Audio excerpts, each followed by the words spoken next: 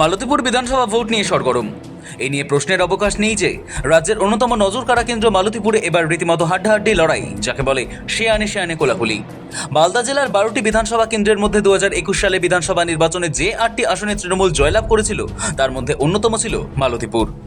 এই কেন্দ্রে 2021-এর বিধানসভা নির্বাচনে আব্দুর রহিম বক্সি 1,26,000 ভোট পেয়েছিলেন, যা 2/3 বেশি। মালতীপুরের রাজনীতিতে আব্দুর রহিম বক্সি নতুন কোনো নাম নয়। 2011 সালে আরএসপির হয়ে আব্দুর রহিম বক্সি এই কেন্দ্রে জিতেছিলেন এবং 2016 সালে তিনি আবার হেরে যান কংগ্রেস প্রার্থীর কাছে। পরের দল বদলে তৃণমূল কংগ্রেস চলে আসেন এবং 2021 সালে তিনি বিপুল ভোটে জিতলেও এবার আবার 2016 সালের মতোই সংকটে রয়েছেন। তার বিরুদ্ধে প্রতিষ্ঠান বিরোধী হওয়ার ঝড় দেখা দিতে পারে এমন আশঙ্কা থেকেই যাচ্ছে।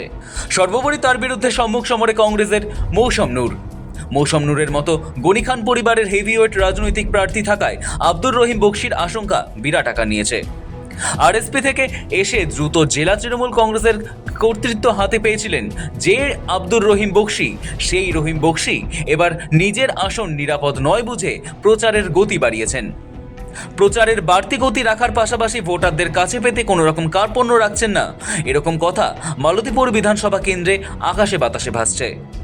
যে কোনো মূল্যে যুদ্ধ জয় করতে চাইছেন আব্দুর রহিম বক্সি, কিন্তু চাইলেই যে পাওয়া যাবেই তার কোনো গ্যারেন্টি নেই।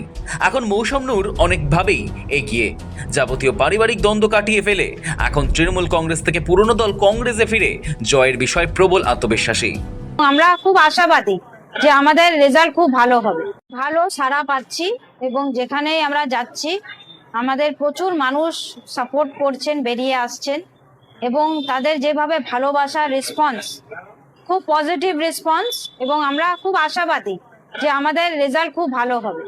তিনি পূর্ণ সমর্থন পাচ্ছেন মালদা দক্ষিণ কেন্দ্রের সাংসদ ঈশা খান চৌধুরীর। ঈশা খান তার তুতো দাদা এবং দুজনেই মালদার বিখ্যাত কোতোয়ালি পরিবারের সদস্য এবং রক্তের দিক থেকে তারা গনি খান চৌধুরীর উত্তরসূরি হলেও তাদের রাজনৈতিক দ্বন্দ্ব ছিল সুবিদিত, যা এই মুহূর্তে নেই। ঈশা খান কায়মনোবাক্যে চাইছেন নূর জিতুন। নূরের জেতার সম্ভাবনা প্রবল হওয়ার পেছনে রাজনৈতিক অঙ্কের আভাস মিলেছিল 2024 সালে লোকসভা ভোটে। মালদা উত্তর কেন্দ্রে বিজেপি প্রার্থী খগেন মুর্মু জয়ী হলেও এই কেন্দ্রের কংগ্রেস প্রার্থী মোস্তাক আলম মালতীপুর বিধানসভা এলাকা থেকে সবচেয়ে বেশি ভোট পান। মালতীপুরে মোস্তাক আলম পেয়েছিলেন প্রায় 78,000 ভোট, যা প্রায় 43%। তৃণমূল প্রার্থীর চেয়ে তার প্রাপ্ত ভোট ছিল প্রায় 16,000 বেশি। সাংসদ খগেন মুর্মু এখানে পেয়েছিলেন মাত্র 36,000 ভোট। এবার বিধানসভা ভোটেও বিজেপির জয়ের বিশেষ সম্ভাবনা নেই মালতীপুরে। এখানে বিজেপি প্রার্থী আশিস দাসের কাছে এখন চ্যালেঞ্জ গতবারের 18% ভোট ধরে রাখা। এই ভোট যদি না বাড়ে তাহলে তৃণমূল কংগ্রেসের লাভ, কারণ এখন মালদা জেলা জুড়ে ধর্ম, জাতি, সম্প্রদায় নির্বিশেষে প্রবাদ প্রতিম রাজনৈতিক ব্যক্তিত্ব গনি খান চৌধুরীর প্রতি এবং তার পরিবারের প্রতি সফট কর্নার রয়ে গিয়েছে। এটাও মৌসম নূরের সপক্ষে কাজ করতে পারে। হিন্দু ভোট কংগ্রেসের দিকে যাওয়ার সম্ভাবনা, মুসলিম ভোট ব্যাংকে তৃণমূলের জন্য বাড়তি অক্সিজেন না থাকায় রহিম বক্সির সংকট বেড়েছে। তাছাড়াও মালদার এই অংশে প্রচারে এসে স্বয়ং মুখ্যমন্ত্রী মমতা বন্দ্যোপাধ্যায় তৃণমূলের পালে বিশেষ হাওয়া টানতে পেরেছেন বলে মনে করছে না রাজনৈতিক মহল, যদিও তিনি চেষ্টায় কোনো খামতি রাখেনি। মালদার কোনো প্রতিনিধি ছিল না বলে আপনাদের ঘরের একজন মহিলাকে আমরা রাজ্যসভায় পাঠিয়েছিলাম। রাজ্যসভায় টিকিট পাওয়া চারটিখানি কথা নয়, 6 বছর তিনি ছিলেন। 1 মাস আগে রেজিগনেশন করেছেন। তাকে আমরা লোকসভা ভোটেও দাঁড় করিয়েছিলাম। মা তার সন্তানকে যতটুকু দিতে পারে সবটাই দিয়েছেন, কিন্তু ইলেকশনের আগে তিনি অন্য দলে গেছেন, আমার কোনো আপত্তি নেই। তিনি যে দলাই যান, ভালো থাকুন, আমার কোনো আপত্তি নেই, কিন্তু ভোটটা তাদের দেবেন না। তারা তৃণমূল থেকে সব নিয়েছে আর যুদ্ধের সময় পালিয়ে গেছে। পলাতকদের ক্ষমা করবেন না। লোকসভাতেও বিজেপিকে আর কংগ্রেসকে দিয়েছেন, তাহলে কি বিধানসভাতেও বিজেপি আর কংগ্রেসকে দেবেন? তাহলে আমরা কি খাবি খাবো? তাহলে বাংলার মানুষের জন্য লড়াইটা কে করবে? আপনার ভোট নেই, লড়াইটা কে করবে?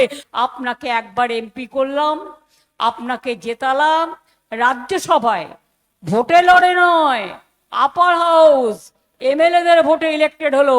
এই আব্দুর রহিম বক্সি ভোট দিয়ে জিতিয়েছিল। আমি নিজে জীবনে রাজ্যসভায় যেতে পারিনি, কোনো সুযোগ পাইনি। আর এত সুযোগ পাওয়ার পর যারা দলের সাথে নির্বাচনের সময় বিরোধিতা করে, আমি বলি ওরা ভালো থাক, কিন্তু ভোটটা যেন না পাক। এই বিধানসভার অন্তর্গত চাঁচল থেকে রতুয়া টুকরো অঞ্চল এবং মালতীপুর জুড়ে নিশ্চিতভাবে কংগ্রেস কর্মীরা মনে করছেন চাঁচল বা রতুয়া বিধানসভায় এবার যাই হোক মালতীপুরে তারাই জিতবেন। তৃণমূল কংগ্রেসের জয় নিয়ে তৃণমূলের আঞ্চলিক নেতৃত্ব রীতিমতো চিন্তিত। ভোটের ঠিক আগে হাওয়া যেদিকে মৌসুম নূর এগিয়ে আছেন বলেই মনে করছে সংশ্লিষ্ট এলাকার সম্পর্কে ওয়াকিবহাল রাজনৈতিক মহল। প্রবল সংকটে রয়েছেন আব্দুর রহিম বক্সী। পুরন্দর চক্রবর্তী, তনুজ জৈন, সৌম্যজ্যোতি মণ্ডলের রিপোর্ট, সময় কলকাতা।